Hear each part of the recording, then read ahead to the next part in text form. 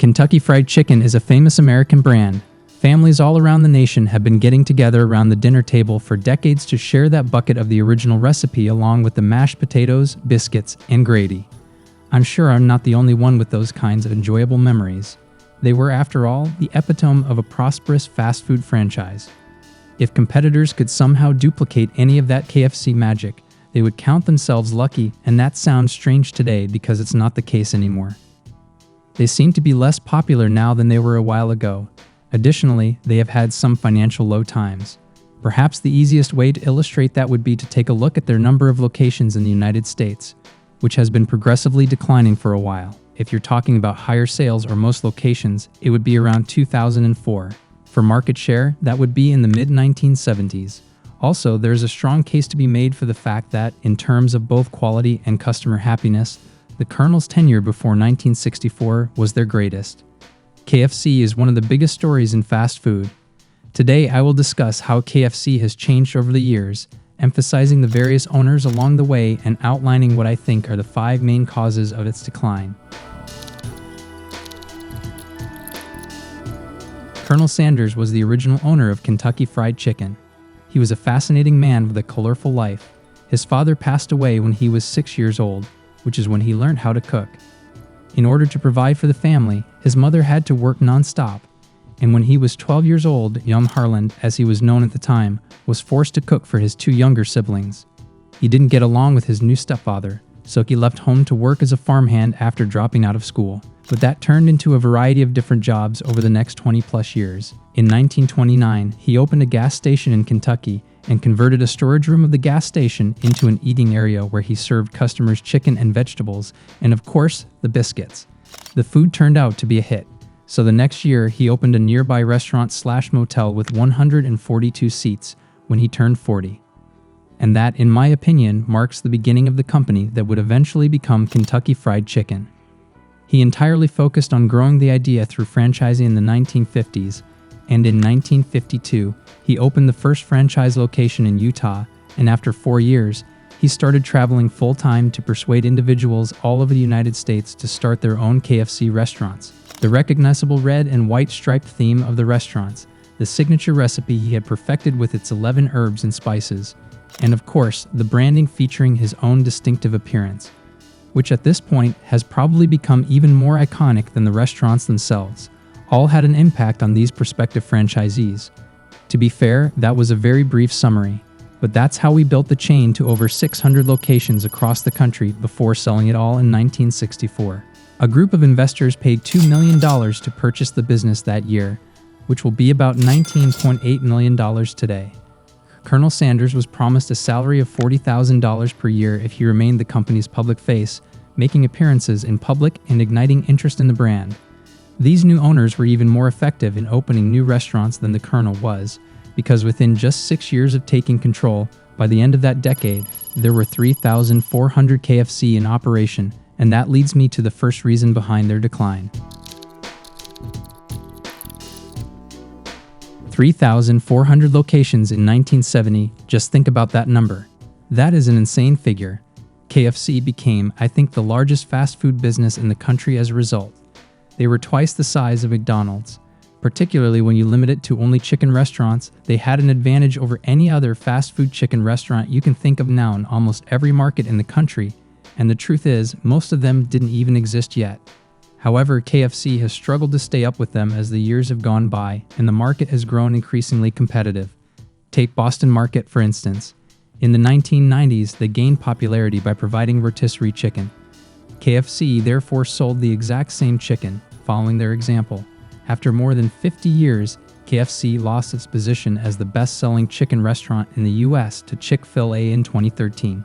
Moreover, Chick-fil-A only had half as many sites to operate in order to win that competition. Hugh Blaine purchased KFC in 1971 for a sum of $285 million. They produced well-known alcoholic beverages, including Smirnoff vodka. They kept finding people to open new restaurants throughout the course of the following 10 years, and by the 1980s, there were about 6,000 of them. Clearly, the most important goal of the previous 2 owners was to grow the brand by adding as many restaurants as they could, and a way that they made that happen was by cutting a lot of corners, which was finding ways to make the food quicker, cheaper, and easier. Naturally, this meant compromising quality, which brings me to my second explanation for their downfall: a number of problems with their menu. And who on earth knows more than the Colonel himself to spot a deterioration in the quality of the food? Colonel Sanders frequently criticized food served at KFC throughout the 1970s, alleging that his original recipes had undergone numerous modifications. He said, "That's the worst fried chicken I'd ever seen," referring to KFC. On a separate occasion, he said, "My God, that gravy is horrible." For 15 to 20 cents per 1,000 gallons, they purchased tap water, which they then combined with flour and starch to create pure wallpaper paste. He called the gravy wallpaper paste, and in 1974, when they came out with their extra crispy chicken, he called it a fried dough ball stuck on some chicken. KFC even attempted, but was unsuccessful, to sue him for these remarks. Clearly, the menu suffered some compromises. Their attempts to deviate from fried chicken, sort of losing their identity and ignoring their core product by emphasizing other foods like spare ribs or roast beef, were another major problem they had with their menu at the time. They even attempted to launch a whole spin-off chain of restaurants, Kentucky Roast Beef, in the late 1960s, which expanded to a number of sites before closing down completely. Let's now complete the list of owners. In 1982, R.G. Reynolds, the biggest cigar manufacturer in America, acquired KFC and the entire Hub brand. They were now getting into consumer foods at the time, because 3 years prior they had acquired Del Monte, and another 3 years later they would acquire Nabisco. However, after just 4 years, they sold KFC to Pepsi for $850 million. There were several reasons for this sale to make sense, but the primary one was that Pepsi had already purchased Taco Bell and Pizza Hut. KFC at the time used to sell Coke products and, of course, switched over to Pepsi products following the acquisition. And this very thing is related to their menu problems. Pizza Hut and Taco Bell were well known for launching popular new menu items. So when Pepsi took control, it was looking like they would do the same for KFC. Millions of dollars were invested in a brand new complex specifically for it, but it never seemed to pay off as one may have hoped. To top off the list, several unsuccessful items were introduced at that time. In 1997, all of those restaurants under Pepsi's control were spun off into their own separate publicly traded company called Tricon. That was later renamed Yum Brands.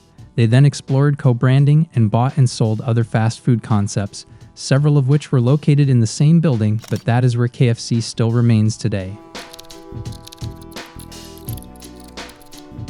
KFC's marketing has been a major contributing factor to their problems.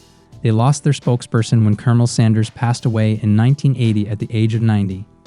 Honestly, is there any other brand out there? Would someone ever be more associated with the KFC brand than Colonel Sanders?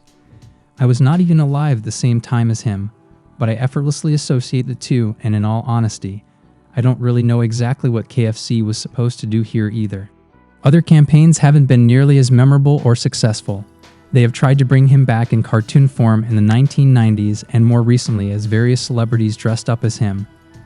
That particular one was a part of a $185 million investment made in 2015 with the intention of revitalizing the brand. Comedian Darrell Hammond played the role in the beginning, but he felt misled by KFC into believing he would be the long-term spokesperson. However, Norm Macdonald, Jim Gaffigan, and numerous others, including Reba McEntire, replaced him later on. It's a bit polarizing, and to some extent, it can be viewed as disrespectful to the Colonel. Perhaps it increased brand awareness, but I don't see any data suggesting that it's been all that effective. In 2009, KFC did have a hit menu item with their grilled chicken, but the marketing of it was not handled very well. In a letter, KFC requested that the United Nations acknowledge the 60 million people who had consumed their new product as part of a nation known as a grilled nation. Then they dispatched a man dressing like Colonel Sanders to the UN building, where he managed to enter restricted areas and even shake hands with some high-ranking officials. Once more, it appears to be a foolish and possibly even insulting attempt at marketing the grilled chicken. There was another fiasco where Oprah Winfrey promoted a deal on her show where the public can download a coupon for a free meal at KFC, and sure, too many people showed up. The wait times were too long, and they couldn't honor all the coupons. It was just more negative press for KFC. I don't pretend to be an expert on what foods people should or shouldn't eat, but most people agree that Kentucky Fried Chicken is one of the unhealthiest restaurants. The general public's awareness of health issues has grown throughout time, particularly in contrast to the 1970s, when they dominated the field, and the business hasn't benefited from that. I mean, they have the word fried in their name. Actually, to avoid having that unhealthy sounding word in their name, they changed their official name to the initials KFC in 1991. They then made an attempt to add more health-conscious menu choices, which again didn't seem to catch on all that well. In the early 2000s, they had a campaign saying that KFC stood for Kitchen Fresh Chicken, seemingly another health-oriented campaign. In 2006, they were sued for the staggering amount of trans fats on their menu. Later that year, they made a commitment to gradually stop using trans fats in their cooking oil. In place of a bun, fried chicken was utilized in the Double Down sandwich in 2010, and it was joked about being unhealthy. It's just been a constant struggle for KFC to be seen as at least somewhat healthy option. KFC just does not have a strong reputation at this point. They have a track record of having strained relationships with franchisees and are frequently the target of criticism from animal rights organizations. Every time they upgrade or refurbish one of their restaurants, it always seems like it's a few years overdue. They've received negative feedback about their customer service, which is particularly detrimental given their main rival Chick-fil-A is renowned for providing exceptionally excellent customer service. When they changed the name to the initials in 1991, it sparked a widely circulated rumor that they had to do so because they were tampering with the chicken's genetic makeup and the emerging new creature could no longer legally be called a chicken. To be clear, that's not true. However, this is a rumor that dates back about 30 years. So there you have it. KFC is no longer nearly as well known or large as it once was, and those are what I believe to be the biggest reasons behind it. Though I do want to mention that everything in this video applies to Kentucky Fried Chicken in the United States. In fact, they've had far greater success in international markets, particularly in China and Africa. Being the first American fast food company to emerge in China in the 1980s with a significantly different menu, they have subsequently built on that early advantage to become one of the most well-known American brands there. Their foreign locations now make up over 80% of their total restaurants, having overtaken US locations in 1997.